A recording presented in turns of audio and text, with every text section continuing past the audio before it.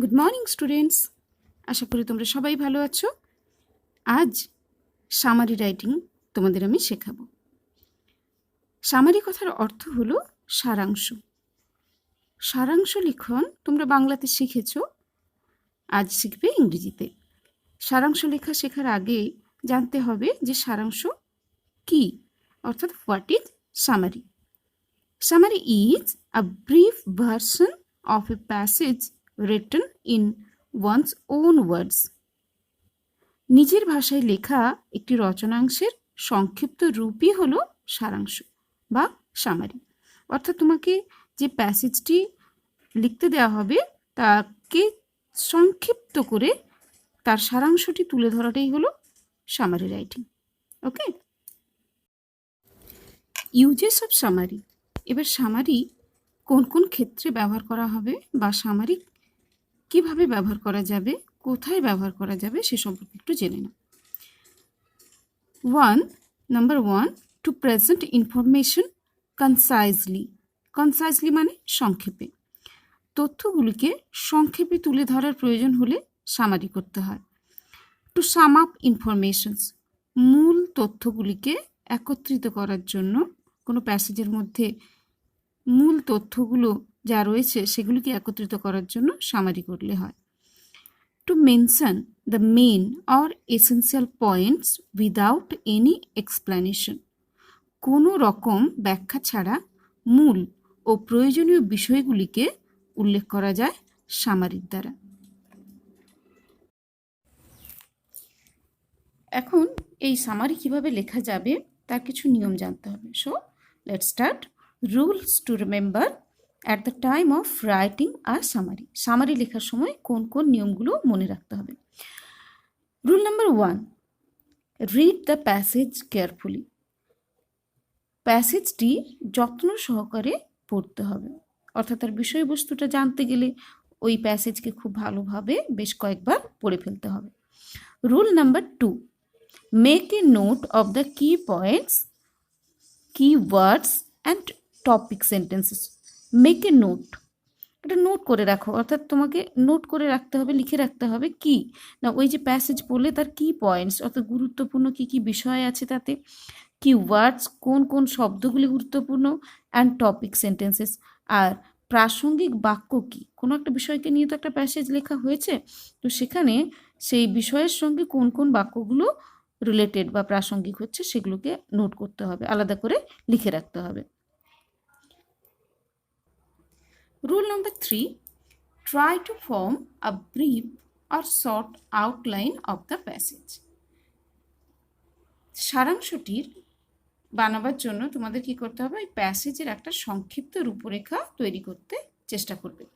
সংক্ষিপ্ত রূপরেখা মানে সংক্ষেপে প্যাসেজটিকে লেখার চেষ্টা করতে হবে। রুল নাম্বার 4 হলো use the outline to form your summary. এবার সেই যে রূপরেখাটি লেখার জন্য সংক্ষেপে তুমি কিছু আউটলাইন তৈরি করবে, মানে ছোট ছোট বাক্য লিখবে, কিছু ওয়ার্ডকে গ্যাদার করবে, তো সেইগুলো দিয়ে তোমার সারাংশটি তৈরি করার চেষ্টা করো। এইবার rule number 5, use your own language to express the ideas. এবার যে আইডিয়া, তোমার একটা ভাবনা তো হলো প্যাসেজটা সম্পর্কে, সেই ভাবনাটাকে সংক্ষেপে প্রকাশ করার জন্য তুমি তোমার নিজের ভাষা ব্যবহার করবে, অর্থাৎ নিজের মতো করে লেখার চেষ্টা করবে। এবার যে সারাংশটি তুমি লিখলে তার একটা টাইটেল বা শিরোনাম দিতে হবে।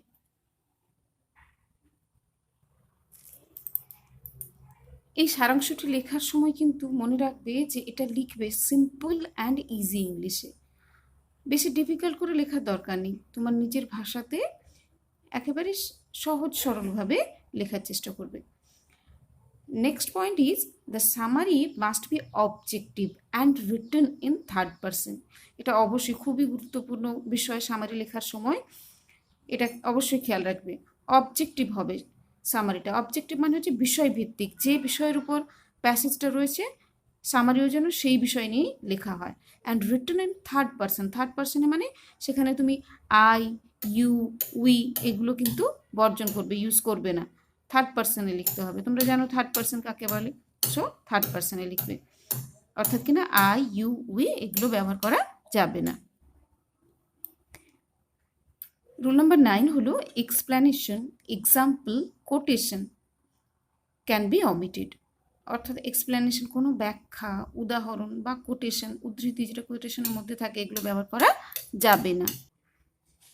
Replace long phrases with single words and try to use simple sentences instead of using full clause। তার মানে কি, ফ্রেজগুলো তো কতগুলি শব্দ সমষ্টিতে ফ্রেজ হয়, তার পরিবর্তে সিঙ্গেল ওয়ার্ড ইউজ করবে, অর্থাৎ এই ফ্রেজের যা অর্থ সেই একই অর্থের জন্য যে সিঙ্গেল ওয়ার্ড হবে সেটাকে ইউজ করবে, তাহলে কি শব্দ সংখ্যা কমে গেল। আর ইউজ করতে চেষ্টা করবে সিম্পল সেন্টেন্স, যেখানে পার্টিসিপল রয়েছে, পার্টিসিপল ইউজ করে সিম্পল সেন্টেন্স দিলে কি বড় বড় বাক্য ব্যবহার করতে হবে না, ফুল ক্লজ ইউজ করবে না, চেষ্টা করবে ওটা ফুল ক্লজ ইউজ করা থেকে দূরে থাকতে, অ্যাভয়েড করতে, আর সিম্পল পার্টিসিপলযুক্ত সেন্টেন্সকে ইউজ করতে, যাতে কম বাক্যে বেশি কথাকে বোঝানো যায়। এবার write a rough draft and adjust the length. এবার একটা রাফ মানে হচ্ছে মোটামুটি একটা খসড়া, যেটা হচ্ছে একদম ফেয়ার হচ্ছে না, রাফ বানানো হচ্ছে, অর্থাৎ পুরো একদম ফাইনাল হচ্ছে না, ওই রাফ একটা খসড়া বানাবে, মানে রাফ খসড়া বা ড্রাফট বানালে, অ্যান্ড অ্যাডজাস্ট দ্য লিঙ্ক, তারপর লিঙ্কটাকে দেখলে যে কি কমানো যাবে কি বাড়ানো যাবে, আমি তোমাদের একটা এক্সাম্পল করাবো, সেখানে তোমরা আরও পরিষ্কার করে বুঝতে পারবে।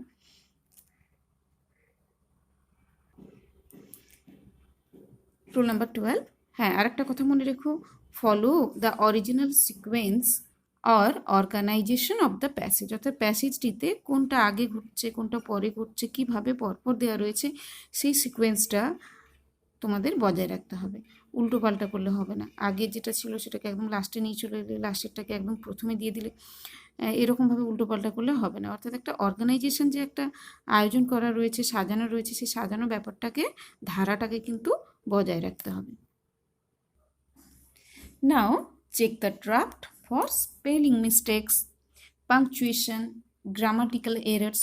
এবার চেক করতে হবে তোমাদের যে খসড়াটা তোমরা লিখেছো সেটাকে, এবার তার স্পেলিং মিস্টেক আছে কি না, তাতে কোথাও কমা, পূর্ণচ্ছেদ, যে জ্যোতিচিহ্নগুলো যেখানে দেওয়ার সেগুলো দেওয়া হয়েছে কিনা, অথবা গ্রামাটিক্যাল কোনো এরার্স বা মিস্টেক্সগুলো ভুল আছে কিনা সেটা একটু চেক করে নিতে হবে।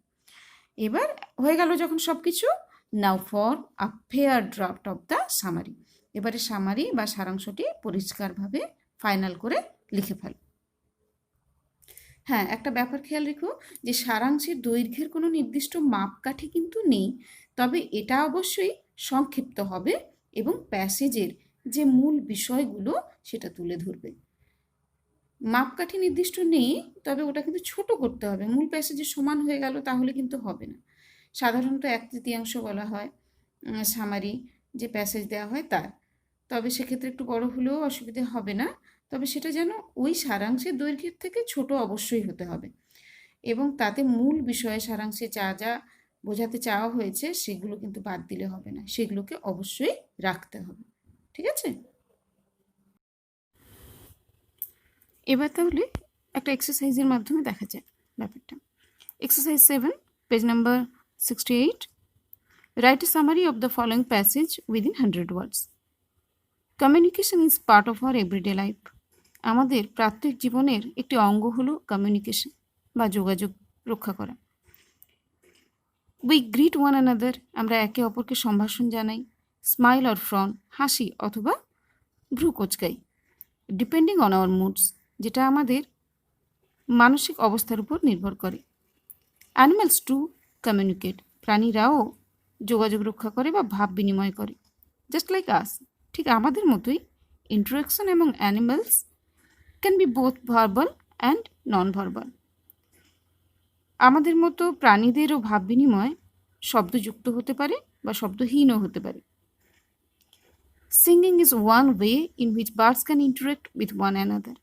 গান হলো একটা পথ যার দ্বারা পাখিরা একে অপরের সঙ্গে যোগাযোগ রক্ষা করে। Male blackbirds often use their melodious songs to catch the attention of other blackbirds. পুরুষ ব্ল্যাকবার্ড তাদের সুমধুর সঙ্গীতের দ্বারা অন্য পাখিদেরকে, অন্য ব্ল্যাকবার্ডদেরকে আকর্ষণ করে। This songs are usually rich in notes including various kinds of messages.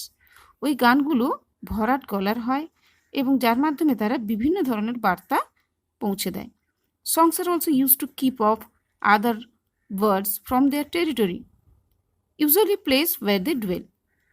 গানকে তারা অন্য পাখিদের নিজের বাসস্থানের থেকে দূরে রাখার জন্য ব্যবহার করে। Large mammals in oceans sing too, সমুদ্রে থাকা স্তন্যপায়ী প্রাণীরাও গান করে অ্যাকর্ডিং টু অ্যাডভেঞ্চারাস সেলার বা নাবিকদের মত অনুযায়ী। Enormous whales groan and grunt, একটা বিশাল সংখ্যক তিমি মাছ তারা গ্রোন করে আর গ্রান্ট করে, ঘুট করে আওয়াজ করে, চিৎকার করে।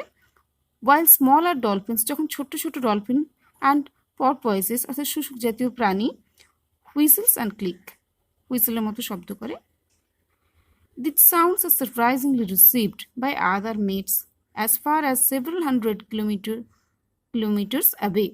এই শব্দগুলো বিস্ময়করভাবে তাদের সঙ্গীদের দ্বারা গৃহীত হয় যারা শত শত কিলোমিটার দূরে থাকে। Besides singing, এই গান ছাড়াও body language also forms a large part of animals' communication mode. শারীরিক ভাষা ও এই কমিউনিকেশনের একটা বড় অংশ জুড়ে রয়েছে। ডমিনেন্ট হাইনাস, যেমন প্রাধান্য প্রতিষ্ঠা করেছে যে হায়না, সে এক্সিবিট দেয়ার পাওয়ার, সে তার শক্তিকে প্রদর্শন করে by raising the fur hackles on their necks and shoulders, তার গলা আর তার কাঁধের চুলগুলোকে খাড়া করে। While the submissive ones normally surrender to the powerful parties, যখন অন্য যারা আত্মসমর্পণ করেছে ওই শক্তিশালী প্রাণীটির কাছে, তারা বাই ক্রাউচিং দেয়ার হেড, তারা মাথাটা নিচু করে low, and curling their lips a little, ঠোঁটটা একটু কুঁকড়িয়ে তাদের আত্মসমর্পণটাকে দেখায়। Revealing their teeth in friendly smile, আর দাঁত বের করে রাখে যেন বন্ধুত্বপূর্ণ হাসি হাসছে। Insects such as wasps armed with poisonous bites or stings, পতঙ্গ যেমন কি বলতা, তাদের বিষাক্ত বাইট রয়েছে, মানে বিষাক্ত কামড় দেয় তারা, তাদের স্ট্রিং রয়েছে, হুল রয়েছে। Usually have brightly painted body, সাধারণত তাদের যে বডিটা হয় ওটা খুব উজ্জ্বল রঙে রাঙানো থাকে। To remind other predators of their power, to remind other predators of their power, তাদের যে ক্ষমতা রয়েছে সেটা অন্য প্রিডেটার্সকে মনে করিয়ে দেওয়ার জন্য। প্যাসেজটির মানে আশা করি তোমরা বুঝতে পেরেছ। এবার আমি সেখান থেকে একটি সামারি লিখেছি, তার টাইটেল দিয়েছি communication. Communication plays an important part in our life. It can be verbal or non-verbal. Humans have language, but other animals having no language power use other means to communicate. Singing, groaning, or grunting is used by many birds and animals, including sea animals, for communication. Non-verbal communication using body language, even color, is also a very effective way of communication for different animals, even insects. Okay, এটা 66 ওয়ার্ডসের মধ্যে আমি লিখেছি। তো যে রুলসগুলো আমি আগেই তোমাদের দেখিয়েছি, তো সেইগুলো ফলো করে আমি কিন্তু এটা লিখেছি। তোমরাও ট্রাই করো, তোমরাও লিখতে পারবে। ওকে।